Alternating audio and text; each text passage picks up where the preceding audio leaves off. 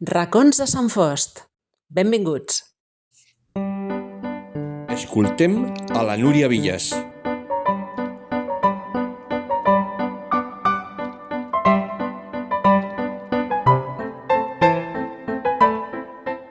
Benvolguts oients, de nou amb la secció llegendes, rondalles, cantarelles i...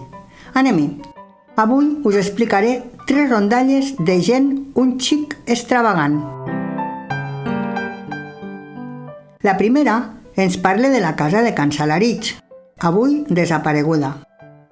Aquesta casa estava situada al carrer del Sot, davant de Can Gaig, i al costat de Can Soca, a la part dreta i a un nivell una mica més alt. Can Salarich estava habitada per un matrimoni, en Joaquim Salarich i la Vicenta. No tenien fills i d'en Joaquim es comentava que era un home un xic rarot i en contaven moltes històries de les seves extravagàncies. Una era la que us llegiré avui. Deien que quan s'enfadava amb algú agafava una carbassa de les més grosses que trobava i li feia uns forats en forma de calavera. I quan era de nit, la posava al camí anomenat la paletera, amb una espelma encesa al seu interior. Per allí ja no hi passava ningú, perquè tot el veïnat tenia tanta por. Segons deien, era l'ànima d'en Clarós, un propietari que havia estat a la finca de Canyelles, que sembla que era molt dolent. El camí de la paletera, antigament, era molt utilitzat per anar des de Can Romagosa a totes les cases del carrer del Sot, també a Can Millaret i al carrer de Sant Pere, on hi havia l'església parroquial. Per passar el torrent hi havia un tauló de fusta que facilitava el pas per travessar a l'altre costat. Per la quantitat d'aigua que baixava pel torrentol, fins que una riuada es va emportar la passarel·la i ningú va tenir interès a reposar-la. Tenien tanta por de la carbassa. Probablement el camí en dien la paletera perquè tenia un tros empedrat amb grans pedres, palets. Aquest camí fa anys que ha desaparegut. Només es fa servir per algunes persones que van a caminar per fer esport i ha variat uns metres respecte a l'anterior. Les males llengües diuen que algunes nits encara es pot veure la carabassa il·luminada. Tornant en Quim Salarich, deien que dins les seves extravagàncies tenia la virtut o la qualitat de ser un gran llançador de pedres amb fona, fins al punt que des de casa seva arribava amb pedres fins a Cala Jerònima. Aquesta casa ja fa anys que es va enderrocar.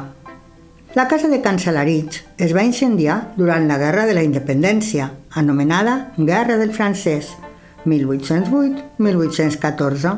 El mateix dia que es va incendiar aquesta casa, també van cremar les cases de Can Matança i Can Gaig.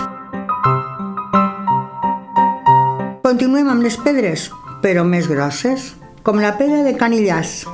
Conten que a final del segle XIX, en el camí que va a Martorelles, en el terme de Sant Fost de Campsentelles, cridava fortament l'atenció, per no ser regió rocosa, una roca grossa, de color cendra, que tocant el barri de Can Illàs estava al caminal que passa per davant d'aquesta casa.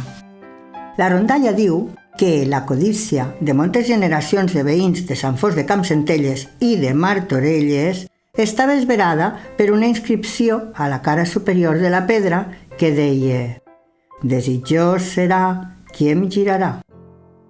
Podeu figurar-vos les vegades que cada veí, amb les seves forces, havia intentat tombar aquell roc tan gros per saber què hi havia al darrere. La pedra era tan grossa que ni mitja dotzena d'homes podien aconseguir girar-la, ja que era una verdadera obra de titans. Per això continuava en el seu lloc mostrant al vianant el seu tentador rètol i als pensaments dels homes com poder moure-la per saber quin seria el manar. Un any, pels voltants de Carnestoltes, els homes no van poder anar a treballar al camp, perquè havia plogut molt durant molts dies seguits. El primer dia que va fer bon temps, no sabent què fer, el jovent de Sant Fost de Campsentelles i de Martorelles determinaren tots junts girar la colossal pedra. fet que causà moltes hores de desvellament de vilatans pretensiosos dels pobles veïns. Van convenir una hora determinada i els homes d'ambdós pobles, armats amb ternals, picots, perpals, pales i cordes, prengueren la preuada tasca de girar la tan acaronada roca.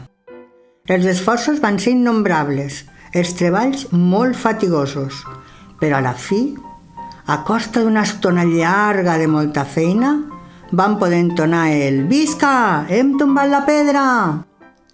Tots s'abalançaven famolencs al lloc que ocupava per trobar algun tresor. Grataren, furgaren, ho regiraren, tot, esperant localitzar quelcom valuós, però tot fou en va. Ja anaven a marxar, tristos, abatuts, desconcertats, per no haver satisfet la troballa després dels seus esforços titànics, quan un d'ells els cridà per mostrar-los un rètol que, amb igual característiques de lletra, que la inscripció de sobre hi havia a la part abans soterrada de la pedra. L'alegria de tal descobriment fou gran, tot i que, com més a prop del plaer hi ha sempre el dolor, i aquest no va tenir límits quan van llegir que la tal inscripció deia «Déu us ho pagui, que temps fa que geia d'aquest costat i em feia mal». Bueno, ja veieu. Per acabar amb aquestes rondalles extravagants, us explicaré la de la font que rajava cava.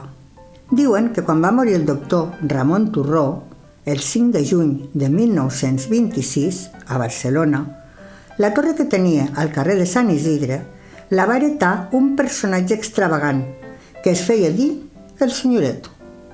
Es creu que podia ser un nebot.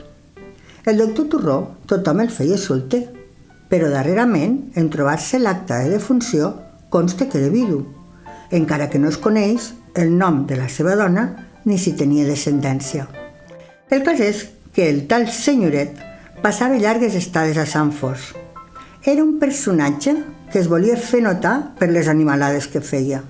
Una vegada, en un racó d'una paret de pedra d'una zona ombrívola del jardí de la casa, va dir que havia descobert una font, de la qual brollava cava. Després d'anunciar-ho a bombo i platerets, la descoberta que havia fet, va voler que els pagesos ho comprovessin en primera persona i va organitzar una trobada en un dia determinat per anar a veure la font i gaudir del preuat líquid. A la primera meitat del segle passat, pocs veïns podien beure cava, llevat del cas de festes importants, com la festa major o per Nadal, i encara en cases benestants, no en totes les llars. El fet és que el dia assenyalat, el senyoret, engalanat amb un vestuari que es feia mirar i amb barret de copa inclòs, va reunir els camperols cap al racó del jardí, on hi havia la font, de la qual rajava cava, i amb una espectacular posada en escena es va oferir que el tastessin i que en gaudissin, ja que només aquell dia els hi deixaria beure de la font. Com tothom volia repetir i repetir, va arribar un moment en què la font es va esgotar i va deixar de brollar, i el senyoret, per sortir de l'entrebanc, va dir que potser la veta de l'apreciat líquid s'havia acabat o estroncat i que segurament necessitaria un temps per refer-se i tornar a rajar. Els camperols no es van quedar massa convençuts, no s'ho van creure, i una nit en què el senyoret estava de festa a Barcelona, van entrar al jardí de la casa, van saltar la paret pel caminot del Xaragall, on ara hi ha el carrer Prat de la Riba, i van descobrir un dipòsit amagat entre l'arbratge del jardí, que connectava amb la font. El van arrencar i el van deixar a l'entrada de la porta de la casa, perquè quan el senyoret tornés de la ciutat mig torrat, se hi entrabanqués.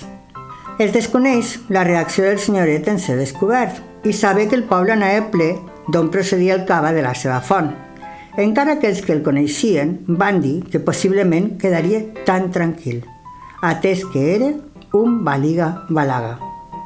Aquestes rondalles us les he pogut explicar gràcies a la feina i recull fet per en Jaume Torrent Sunyol una refosa de converses orals amb els més grans de Sant Fost de Campsentelles de finals del segle XX, que ho recordaven tot, i una publicació a la Renaixença de 1902. Desitjo us hagi agradat i sigueu feliços. Bon estiu!